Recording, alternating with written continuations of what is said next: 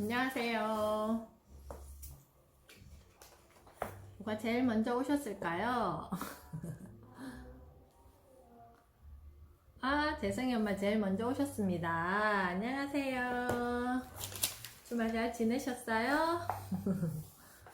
이번 주말에는 날씨가 좋아서 집에 있기 되게 아까운 날씨였는데 그래도 지금 코로나가 또 기승을 부리니 시에리 엄마 오셨어요. 한유리 엄마 오셨어요. 자, 이번 주 또 3월, 지금 4월 중순 넘었었잖아요. 이 책 이제 마지막 시간이죠.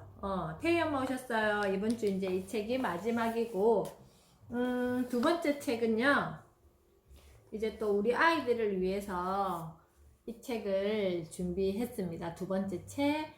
아마 두 번째 책 수업은 20회차로 제가 준비했는데요. 날짜가 나중에 이것도 어차피 공지할 건데, 5월 10일부터 시작해서, 6월, 아이니 엄마 오셨어요. 6월 23일 이렇게 하면 아마 20일 이렇게 수업이 진행될 두 번째 책이고, 전체 누적책으로 따지면 우리 이제 5번째 책입니다. 그래서 하루 15분 책 읽어주기 힘. 저는 선생님 이번 4회기 수업 때 개근상입니다 하신 분들은 이 책 준비 안 하셔도 됩니다. 제가 또 개근상 선물로 책을 또 선물해 드릴 거니까 결석을 한 번도 안 하신 우리 개근상 그래도 안타깝게 한 번 결석했어요 하시는 분까지 제가 또 이 책을 준비해서 드릴 거니까 이제 5번째 책 도윤이 엄마 오셨어요. 5번째 책 정말 이제 책 읽어주기 책이 정말 진짜 필요한 시대가 되었어요. 그래서 제가 나중에 이번 수요일에 마지막 신문 이야기 시간에 또 그 기사를 하나 준비해 놓은 게 있는데요. 이제는 정말 우리 부모 세대가 책 읽지 않으면 안 되고 또 아이들도 책을 읽지 않으면 안 됩니다. 안 되는 이유를 제가 계속 말씀을 드릴 거니까 하루 15분 책 읽어주기 힘, 얼마나 대단한 힘이 숨어 있는지.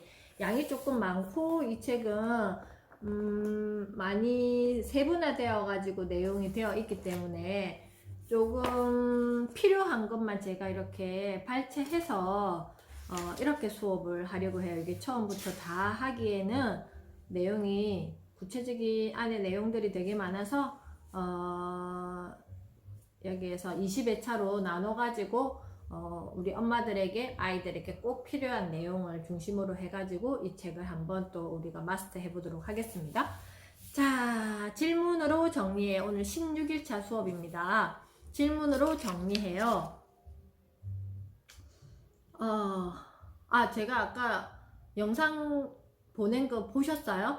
우리 아이들 지난주 망상공원 갔을 때 제가 아이들 속에서 질문했던 거, 이야기 나눴던 거 중심으로 했는데 거기서 핵심은 제페토였습니다. 그게 제가 제페토에서 저 캐릭터를 제가 만든 거거든요. 그래서 그 캐릭터를 가지고 이렇게 목소리를 입혀서 영상에 또 한번 넣어봤어요. 그게 또 신비한 메타 세계, 메타버스 세계에 대한 이야기도 다음에 기회가 되면 한번 할게요. 자, 질문으로 정리해요. 우리 집 냉장고 구경 한번 해보실까요? 현재 상태는 어떠신가요? 하기 전에 한 줄 이야기 하겠습니다. 하루 속에 봄, 여름, 가을, 겨울이 담겨있다. 하루를 1년처럼 알차게 살 수 있어 뿌듯하네요. 마음먹기, 생각하기에 따라 지금이 달라질 수 있기에 즐겁고 행복하게 오후 시작해 봅니다.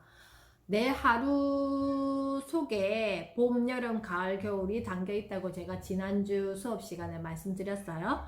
그래서 어떤 분들은 1년을 하루를 1년처럼 하루를 정말 하루답게 이렇게 생활하시는 분도 계시고 1년을 하루처럼 생활하시는 분들도 계시고 한 달을 하루처럼 생활하시는 분도 계시고 일주일을 하루처럼 생활하시는 분들도 계셔요. 그래서 내가 마음먹기 생각하기에 따라서 내 하루를 누가 디자인할 수 있다? 내가 디자인할 수 있습니다. 결국 그렇게 하루를 살아냈을 때 우리가 내 몸이 아프면 병원에 가고 내가 아프면 어떡하지? 내 수명이 단축되면 어떡하지? 되게 걱정되잖아요.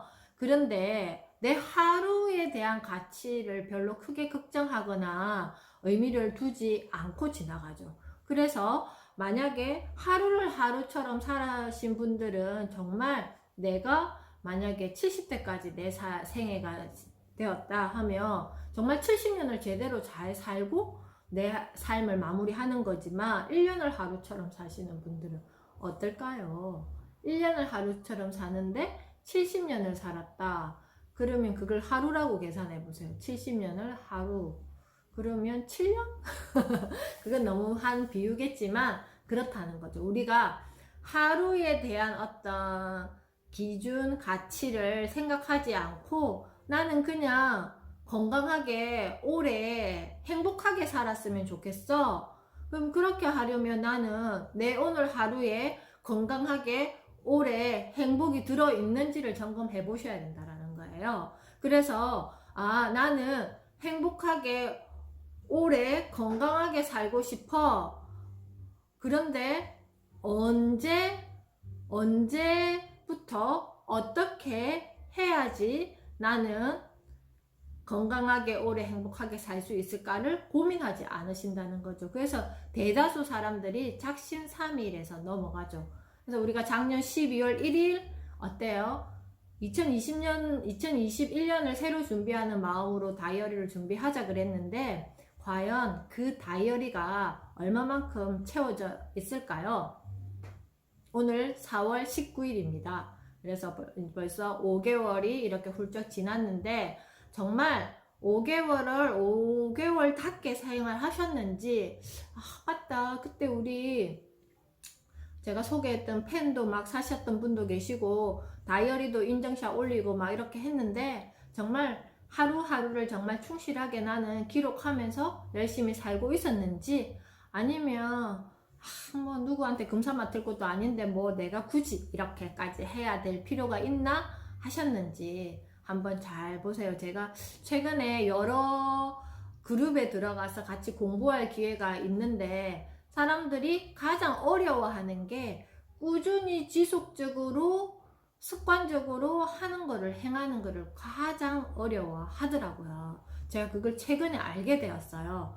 왜냐하면 저는 지금까지 살아오면서 꾸준히 성실하게 매일 해야 되는 것을 게을리하고 살지 않았기 때문에 그게 너무 당연한 거였거든요.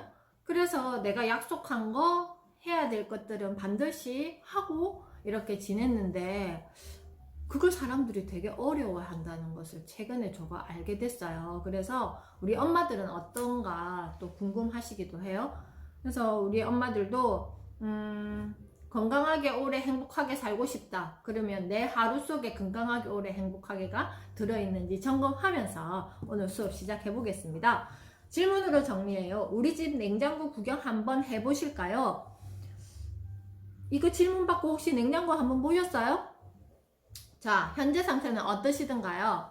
자, 나는 자신 있다. 언제든지 오픈해도 우리 집 냉장고는 층별로, 칸별로, 요즘에는 냉장고가 주로 뭐 김치 냉장고도 그렇고 뭐 이런 거 냉장고가 칸처럼 칸으로 이렇게 딱 되어 있잖아요. 그래서 정말 소분시켜서 딱 넣어 놓지 않으면 나중에 어떻게 이렇게 재료를 끄집어내기도 되게 힘들잖아요. 그래서 어떻는지요. 그게 우리 집 냉장고 상태가 어떻는지 저한테 여기 지금 공개적으로 이야기하시기 아마 어려우실지 않을까? 아니면 하실 수 있으신지요?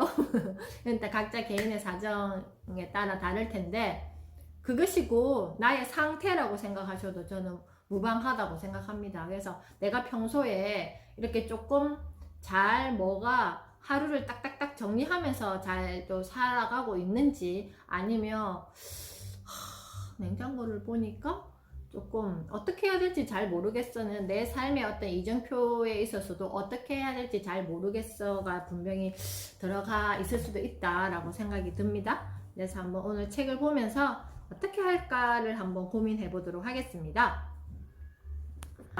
책 이야기로 정리해요. 맨 첫 번째 페이지입니다. 194페이지. 책장의 책 정리, 냉장고의 음식 정리, 신발장 정리, 액세서리 정리까지 작은 물건들일수록 정리가 어려운 것은 사실입니다. 그러나 이렇게 눈에 잘 띄지 않는 부분까지 정리해야만 진짜 공간이 바뀌었다고 말할 수 있습니다. 저 역시 수년간 많은 공간을 재구성하면서 의뢰인들에게 가장 많이 듣는 말 중에 하나가 바로 이것입니다. 와, 어떻게 이렇게 구석구석까지 정리가 잘 된 거죠?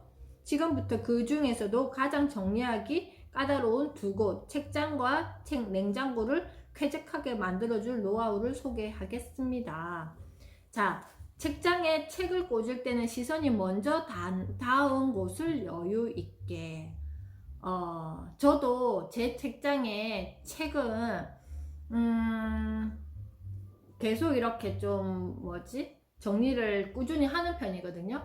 왜냐하면 책을 읽는다라는 것은 현재 진행형이잖아요. 현재 진행형이라는 것은 내가 책을 매일 읽고 있다는 거예요.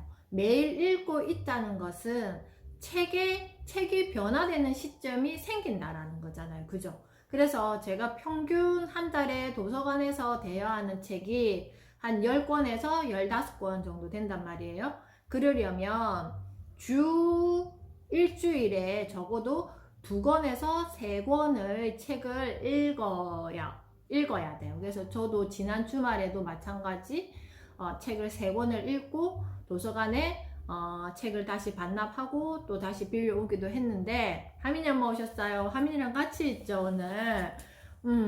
자, 그래서 자, 이렇게 내 책장이 하민이 안녕. 내 책장에 책이 이렇게 계속 먼지 쌓일 만큼 있다는 것은 내 삶이 리프레시 안 되고 있다는 것 같습니다. 그래서 노트가 됐든 책이 됐든 뭐가 됐든 내 책상 책꽂이가 별도로 없어도 나만의 공간에 뭔가 책들이 계속 리프레시 되려면 어떻게 돼야 된다? 그 공간을 조금 여유 있게 두고, 책을 너무 빼곡히 이렇게 두면 정말 손가락 넣기 싫거든요. 그래서 그 중간중간에 여유를 둔다는 거죠. 그래서 만약에 이렇게 책을 두고 뭔가 이런 공간을 둔다든지 아니면 공간을 비워둔다든지 그런 식으로 뭔가 이렇게 두고 또 새로운 책 한 달에 한 번 정도는 그런 마음을 가졌으면 좋겠어요. 내 책꽂이를 숨쉬게 해주고 싶다. 우리가 생각해 보세요. 책 입장에서 한번 생각해 보고 나의 입장에서 한번 생각해 볼게요. 내가 한 달 동안 똑같은 옷을 계속 입는다고 생각해 보세요. 정말 나에게 뭔가 호기심, 나에게 어떤 뭔가 나 스스로가 뭔가 좀 이렇게 발전적인 어떤 모습이 되지 않지 않겠어요? 뭔가 지겹지 않겠어요?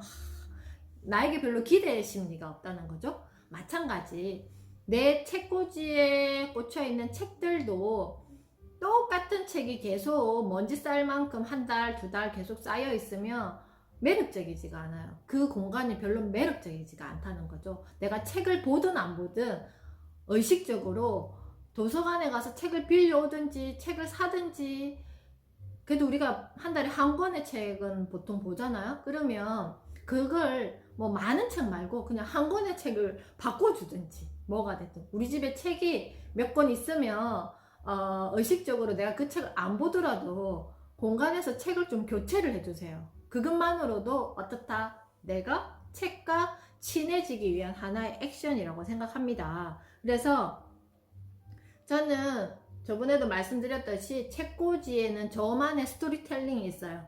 그래서 그렇게 하고 때로는 한 번씩 또 책을 이렇게 리프레시 해주기도 해요.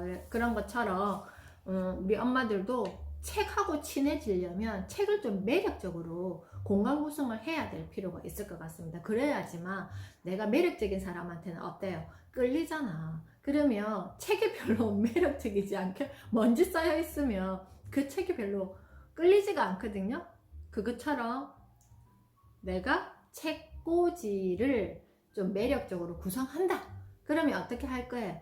내가 한 번이라도 눈길이 더 갈 거잖아요. 그래서 꼭 제가 드리는 팁 한번 해보시면 좋을 것 같아요. 보세요. 여기 보면 책이 이렇게 빼곡하게 있는 것보다 이런 책꽂이가 좀 매력적이지 않아요? 아니면 또 어떤 분들은 그렇게 색깔로, 어떤 색깔로 이렇게 책을 꽂아 놓는 분들도 계시더라고요. 신혜라 씨가 그랬나? 어느 집에 갔을 때 색깔별로 책을 이렇게 꽂아 놓기도 하더라고요. 이처럼 너무 숨막히게 이렇게 두지 말고, 옷장에 옷도 마찬가지지만 책꽂이의 책도, 우리 아이들의 책도 한번 보세요. 우리 집에 저 책은 꼭 우리 아이들이 봤으면 좋겠어 하고 책을 사두긴 했는데 책이 숨을 못 쉬어가지고 어떡하고요? 헉헉해요. 헉헉하는 그 책은 우리 아이들에게도 별로 매력적이지 않다. 보기 싫다. 그러면 그게 우리 아이들이 좋아하는 캐릭터 인형도 중간에 하나 꽂아놓고 중간중간 책을 반쪽 확 빼서 어떻게 한다? 아이들이 좋아하는 캐릭터, 그 책과 관련된 뭔가 이렇게 이벤트, 아니면 좀 책이 이렇게 표지가 보이게끔 책을 이렇게 둔다든지, 뭔가 아이들에게도 이 책도 좀 괜찮아 라고 어필을 해줘야 되잖아요. 그것처럼 책꽂이 숨쉬게 만들어 주세요. 그리고 냉장고의 재발견입니다. 누가 여러분의 집에 냉장고를 열어서 좀 보자고 하면 어떤가요? 창피해서 안 되는 쪽인가요? 아니면 자랑하고 싶을 만큼 당당하다 쪽인가요? 저는 뭐 자랑하고 싶을 만큼 당당하다 쪽은 아니지만 언제든지 냉장고 문은 열어봐도 됩니다 정도는 해뒀습니다. 그래서 어떤 분들은 보면 냉장고 보여주기가 제일 부끄럽다 하는 분들도 많대요. 그래서 자, 여기서 제일 중요한 것은 그게 있나? 잠깐만요.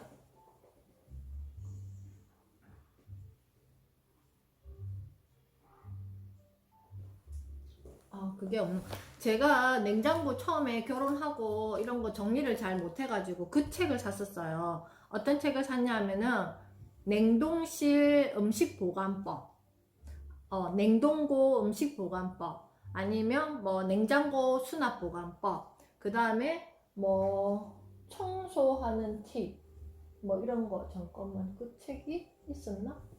뭐 제가 책을 막 주변에 많이 줘버려 가지고 잘 안 보이는데, 뭐 청소하는 팁, 뭐 식초로 청소하는 거, 뭐 이런 책들을 제가 되게 많이 사서 봤단 말이에요. 그랬을 때 냉장고, 저는 항상 그 지프백 있잖아요. 지프백이 그 가면 샌드위치 사이즈만한 이런 지프백이 팔아요. 그래서 뭐 파, 고추, 마늘, 그 다음에 뭐 야채, 아니면 식자재 종류 이런 것들을 그 지퍼백에다가 소분해서 넣어서 어떻게 한다? 납작하게 이렇게 해야 돼. 납작하게 해서 어떻게 이렇게 책꽂이에 책 꽂아 놓듯이 이렇게. 그래서 예전에, 지금은 제가 냉장고를 바꿔서 이렇게 서랍으로 되어 있는데, 예전에 그냥 이런 큰 문 있잖아요. 그렇게 된 냉장고를 사용했었는데, 그때는 냉동고가 그냥 위에 이렇게 넓게 되어 있잖아요. 거기에는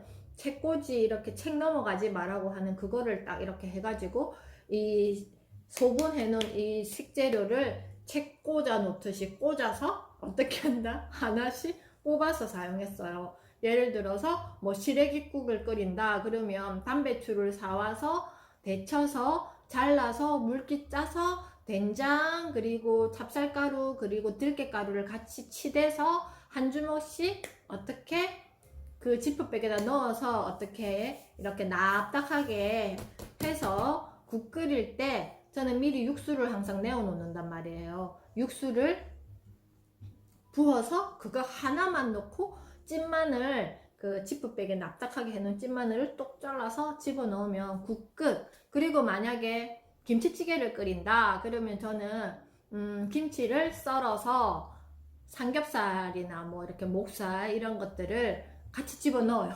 집어넣고 그 다음에 육수를 부어서 그 다음에 마늘, 찐마늘 좀 넣고 끝.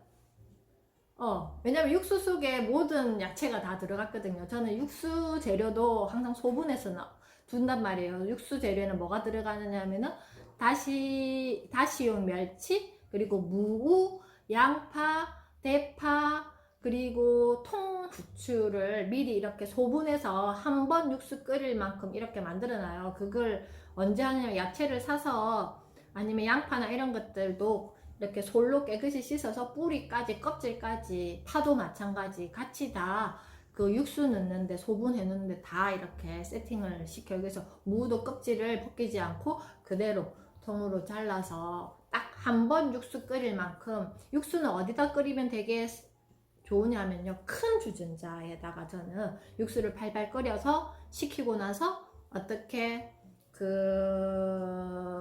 이런 물통 있잖아요. 한 1리터 정도 되는 거에다가 다 식혀서 부어서 김치 냉장고에다가 넣어둬요. 그래서 항상 무슨 찌개 요리를 할 때는 그 육수를 사용하기 때문에 크게 뭐 따로 그거 할 때 육수를 뭐 하지 않아도 항상 육수는 저는 미리 만들어 놔서, 그래서 저는 음식 할 때 준비할 때 크게 시간이 많이 걸리지 않아요. 그래서 어제는 주말이었잖아요. 주말 점심 때는 떡국을 끓여 먹었는데 미리 이렇게 재료가 다 소분되어 있었잖아요. 그래서 육수를 붓고 그 다음에 미리 국거리용 쇠고기를 사놓은 게 되어 있었단 말이에요. 그걸 넣고 미리 핏물을 좀 빼서 그걸 넣고, 그리고 떡을 불려서 넣고, 그 다음에 마늘 조금 넣고 위에 이제 지단 하얀색 그 흰자, 그 다음에 노른자, 그리고 고명으로 쓸 김 이렇게 잘라서, 가위도 저는 그 가위가 있어요. 이렇게 가위 날이 5개가 이렇게 겹쳐져 가지고 탁 자르면 이게 이렇게 되게끔 잘리는 그 가위가 있어요. 저는 주방용품도 좀 특이한 용품 사는 거 되게 재밌어 하거든요. 왜냐하면 제가 부엌에 있는 시간이 많으니까 뭔가 주방용품들이 좀 예쁘고 아기자기하고 재밌는 거가 있으면 저는 조금 사서 사용하는 편이에요. 그래야지만 뭘 요리를 할 때 재밌잖아요. 그리고 저는 플레이팅을 되게 중요하게 생각해요. 요리는 그렇게 썩 잘하지 못하지만 저 윤스테이, 혹시 윤식당 윤스테이 이런 거 보셨죠? 그거 보면 음식을 막 이렇게 하지 않잖아요. 근데 조금씩 소분해가지고 음식을 하는데 플레이팅해서 내줄 때는 되게 먹고 싶다 이런 느낌으로 이렇게 음식을 대접하잖아요. 그것처럼 저는 가정에서도 그런 게 꼭 필요하다고 생각해요. 우리가 대충 먹는 게 아니라 아이들에게 뭔가 세팅을 시킬 때도 저는 항상 이렇게 음식을 플레이팅 하는 거를 되게 중요하게 생각합니다. 그래야지만 아이들도 가족들도 저 또한 제가 한 끼를 먹더라도 식탁 매트를 딱 깔아서 플레이팅을 해서 저는 먹거든요. 커피를 한 잔 마시더라도 뭘 하더라도 제대로 된 식기에다가 해서 먹는 거, 그 한 끼를 굉장히 저는 중요하게 생각하는데, 가족들이 주말에 같이 식사를 할 때도 항상 이제는 그 식탁 매트를 깔고 제대로 이렇게 플레이팅 해서 먹는 것도 하나의 아이들에게 줄 수 있는 가정 교육이라고 생각합니다. 그래서 냉장고에 음식이 뭔가 장을 봐가지고 오면 저는 다 소분해가지고 이렇게 탁 세팅을 시켜요. 무엇이든지. 어제도 제가 장을 보고 왔는데 이거를 어디다가 딱 배치시켜 놓을 것인지 냉동고에 들어가기 전에도 바로바로 꺼내서 내가 먹을 수 있게, 그게 제일 중요해요. 그래야지만 나중에 내가 식재료를 사용할 때 시간이 덜 사용되거든요. 시간을 아끼는 법이죠. 그래서 귀찮더라도 냉동실에 들어갈 것은 손바닥 크기의 지퍼백을 1회분씩 담아두는 것이 좋습니다. 냉장실에 과일도 마찬가지입니다. 과일들이 서로 붙지 않게끔 비닐봉지에 한두 개씩만 담아두면 좋습니다. 과일도 마찬가지. 저는 그렇게 아이들이 과일을 딱 그 시간 맞춰서 깎아주거나 할 수 없잖아요. 그래서 오렌지나 딸기나 토마토나 이런 것들을 미리 그 햇반통처럼 생긴 이렇게 1인용 용기 같은 게 요즘에 잘 나오잖아요. 그래서 과일도 잘라서 그 용기에다가 하나하나씩 두면 가족들이 먹고 싶을 때 그냥 하나씩 꺼내서 먹고, 그 용기가 비워지면 다시 그 용기를 채워 놓으면 과일을 먹기에도 용이하고, 아니면 딸기 같은 경우나 이런 거 양이 많고 이렇게 되면 그냥 큰 통에다가 딸기를 꼭지를 따서 씻어서 바로 넣어 놓으면 언제든지 먹고 싶을 때 이렇게 바로바로 먹을 수가 있잖아요. 그래서 음식 냉장고에 식재료를 어떻게 보관하느냐에 따라서 이거를 잘 먹을 수 있다 없다. 그리고 조금 봐서 이거는 날짜가 좀 애매해 하면 빨리빨리 먹어야 되잖아요. 그런 것들이 빨리 알아차려지기 좋아요. 그래서 냉장고는 조금, 책꽂이도 마찬가지지만 냉장고도 숨을 쉬게 해줘야 돼요. 1+1 하는데 이거 사고 저거 사고 해가지고 내 냉장고가 미어 터지게 하면 결국 버리는 음식이 더 많아진단 말이에요. 그래서 한번 냉장고도 마찬가지, 책꽂이도 마찬가지. 그리고 여기 보면 203페이지 항상 깔끔한 욕실의 비밀, 아무것도 없는 것처럼. 일단 저는 바디용품, 아니 그 욕실 용품들은 사용하지 않은 것은 한쪽에 딱 두는 코너가 있고요. 새거라든지 이런 것들 있고, 사용하는 것들은 이렇게 따로따로 놔두는데, 이상하게 이제 애들이 크고 하면 각자가 기호하는 어떤 샴푸라든지 이런 게 다 달라요. 저희 집도 마찬가지. 그래서 어쩔 수 없이 용품들이 개별화되어 있어요. 샴푸, 뭐 린스, 바디 이런 것들이, 그리고 얼굴 씻는 이런 것들이, 그리고 바르는 거. 그래서 화장품, 얼굴 화장품들, 이제 기초 화장품 같은 경우는 저는 그냥 욕실 세면대 거울 거기 거치에다가 다 그냥 이렇게 두고 하는데, 바로바로 닦는 게 욕실 청소에는 가장 용이해요. 수건을 저는 매일 손 닦는 수건 하나, 그리고 작은 우리 아이들 손 닦는 수건 보내는 거 있잖아요. 그렇게 정사각형 작은 수건도 2개를 걸어 놓고, 그 정사각형 작은 수건은 어떤 용도로 사용하느냐 하면은 그냥 그 세면대를 닦고 거울도 그걸로 닦고 매일 수건을 뭐 해준다? 교체해준다가 제 루틴이에요. 그래서 빨래 빨기 전에 양쪽 욕실이 보통 집에 뭐 하나 내지 2개 있잖아요. 그거를 매일매일 그냥 그 수건으로 닦고, 관리하다 보면 굳이 따로 청소하지 않아도, 밑에 바닥은 일주일에 한 번 샤워할 때 그냥 이렇게, 어제도 제가 욕실 바닥을 청소를 했는데, 그렇게 하면 크게 막 힘들 만큼 청소하는 그런 노동력이 필요하지 않아요. 그래서 아무것도 없는 것처럼이 어려우시면 매일매일 그냥 눈에 보이는 대로 뭔가 나만의 루틴을 만들어서 이렇게 해 놓으시면 훨씬 더 좋고, 뭐 빨래집게 중에서 이렇게 줄이 되어 있는 빨래집게가 있거든요. 줄이 이렇게 고리가 되어 있는 거, 그거를 저는 그 욕조에 이렇게 걸어둬서 바디 그 타월 있잖아요. 그 타월이나 뭐 떼수건이나 이런 것들은 거기다 이렇게 걸어서 물기가 저절로 자연 건조될 수 있게 그렇게 해두고, 대야 같은 것도 있으면 이렇게 구멍을 뚫어서 줄을 매달아서 그것도 이렇게 한쪽에 이렇게 걸어두는 편이에요. 욕실은 되게 습하면 곰팡이가 쓸기 쉽잖아요. 그래서 항상 물기를 최대한 없애주는 게 욕실의 어떤 쾌적함을 유지하는 첫 번째일 것 같습니다. 여기에도 마찬가지, 제가 지난번에 말씀드렸던 욕실에 이런 수경식물 하나 있으면 공간을 조금 여유있게 두고 이런 수경식물 하나 두든지, 아니면 저는 예쁜 인형 같은 거 이런 것도 한쪽 코너에 이렇게 장을 넣어서 두고, 책도 항상 욕실에는 저도 책을 두거든요. 왜냐하면 화장실에도 있는 동안에 읽을 수 있는 책들도 있어요. 그래서 그렇게 좀 두는 편입니다. 그래서 조금은 너무 많이 채워 놓지 말고 이렇게 간단한 팁을 가지고 간단하게 해결할 수 있어요.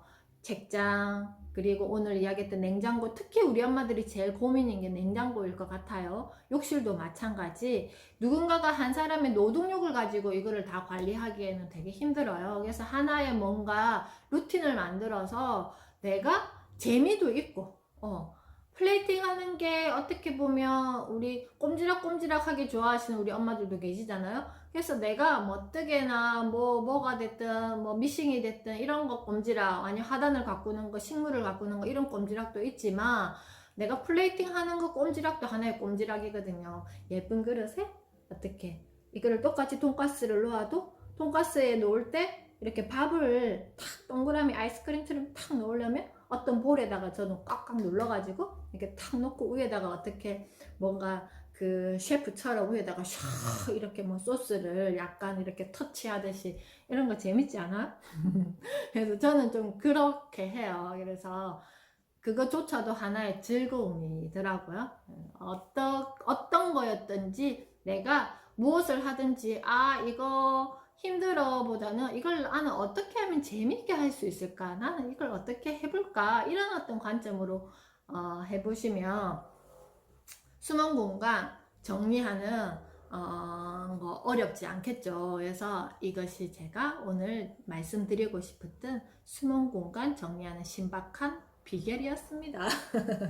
자, 신문으로 정리해요. 어른들 내 아이와 소통하려면 반드시 알아야 될 소통 코드를 소개합니다. 이거 딱 되어 있죠. 여기 보면 디지털에 익숙한 2030 세대 휴머니티 공정에 대해 매우 엄격하다.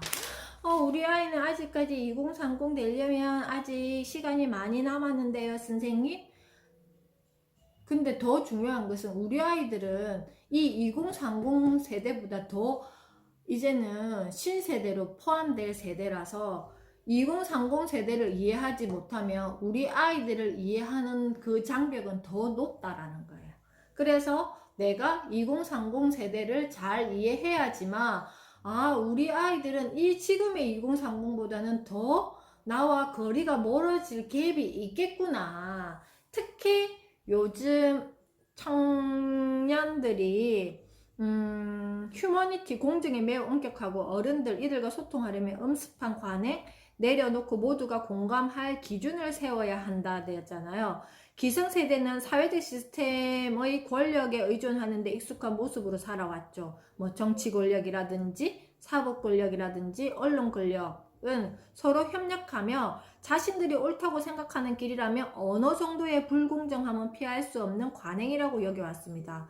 그리고 그것은 자신들의 정당함에 비하면 묻어버릴 수 있는 수준의 사소함이라고 치부해왔죠. 그렇지만 디지털 세대에게는 그런 관용은 없습니다. 이들이 만들어가는 사회의 기준은 어느 때보다 공정하고 또한 엄격합니다. 바꿔야 할 것은 어른들입니다. 이들은 스스로 열심히 땀 흘려 일해서 정당한 대가를 받기를 좋아하고 오직 실력만으로 인정받는 세상을 두려워하지 않을 뿐 아니라 돈을 벌면 많은 기부로 사회적 약자를 도와야 한다고 나서는 세대입니다.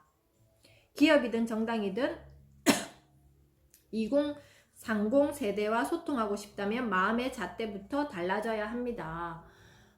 우리 엄마들이 사회를 바라보는 세대, 내가 뭔가 사회에 소속되어서 뭔가 나의 가치를 인정받고 뭔가 그 경제적인 어떤 가치로 나를 어떤 인정받아야 할 어떤 상황이 생겼을 때 지금 저희도 교육기관도 마찬가지지만 교육기관은 주로 호봉제로 운영이 되거든요. 교사들의 호봉이 연차가 올라가면 한 호봉이 올라가고 최저임금 기준으로 이만큼이지만 지금 세대들은 거의 나를 연봉제로 이렇게 노출시켜 놓았단 말이에요.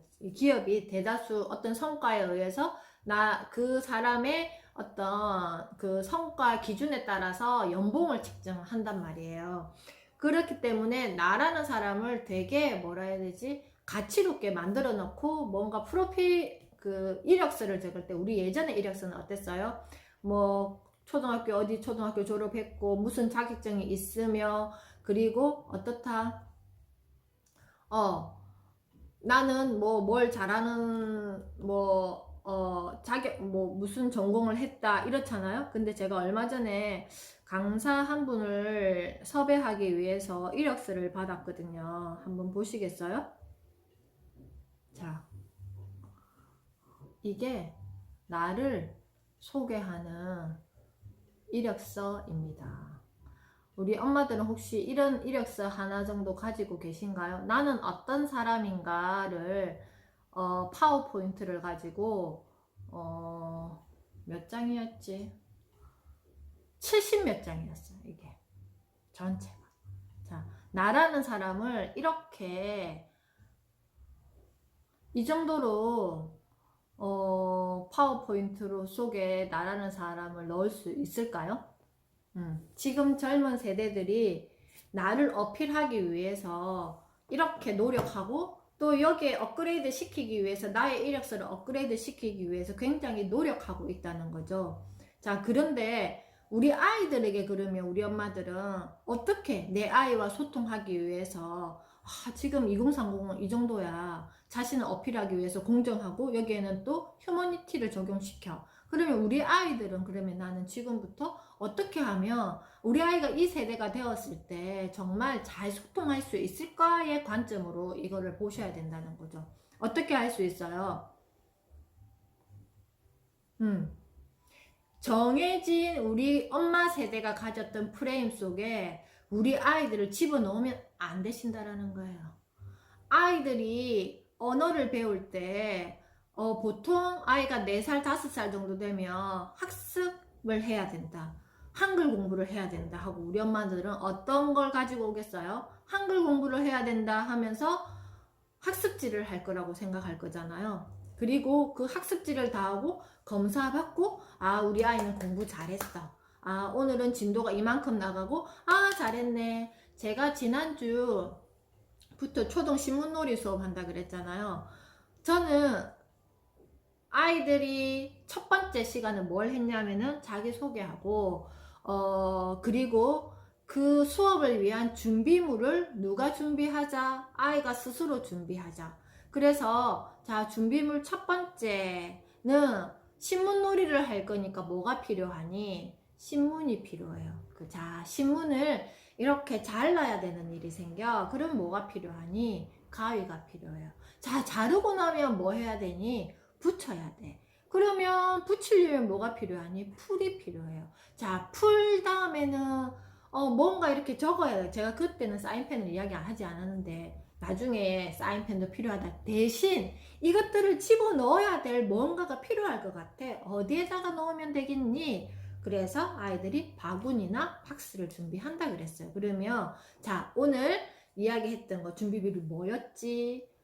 신문, 가위, 풀, 그리고 사인펜은 제가 나중에 이야기했고 이걸 넣을 도구, 바구니나 자, 이거를 아이들이 각자 이야기하면서 다음 수업 때까지 각자가 준비해 오기로 했습니다. 그래서 첫 번째 수업은 뭐였냐면은 신문 속에서 내가 소개해주고 싶은 글자 찾기였어요. 근데 이 수업을 할 때 그냥 글자만 찾는 걸 하는 게 아니라 오늘은 제가 일단은 숫자를 불러줬어요. 2021 점 찍고 4 점 찍고 그날이 며칠이 15일이었나? 15 해서 오늘 날짜 소개하기부터 했어요. 그래서 각자 돌아가면서 오늘은 2021년 4월 15일 수요일입니다 부터 시작했어요. 그렇게 해서 다 소개를 하고 자기가 생각하는 글자, 소개해주고 싶은 글자를 찾아서 여기다가 붙이고 또 어떻게 했냐면은 그 글자를 다시 한번 적어보고 소개하고 그 글자를 가지고 스토리텔링을 했어요. 그래서 한 친구가 흑염소라는 글자를 붙였어요. 상꼽나 무슨 광고였던 것 같아요. 흑염소 엑기스였던 것 같은데 흑염소. 근데 아이들이 염소는 아는데 흑염소를 모르는 거예요. 그래서 흑은 블랙이야. 그래서 자, 그러니까 흑염소는 검은색 염소 염소야 라고 아이들과 이야기하고 아이들이 다시 한번 피드백을 하게 하고 그 다음에 흑의 반대말을 이야기했어요. 백염소. 백염소는 상상해보자. 어떤 염소일까? 그래서 흰색 염소. 왜 제가 이렇게 길게 아이들 신문으로 뭔가 학습을 하고 이런 게 아니라 이 속에서 뭘 끄집어내고 있는 중이냐면은 내가 찾아낸 글자를 가지고 어떻게 융화시켜서 나의 지식으로 이거를 집어넣을 것인가. 그래서 신문놀이 수업의 핵심은 자기 주도력 향상이거든요.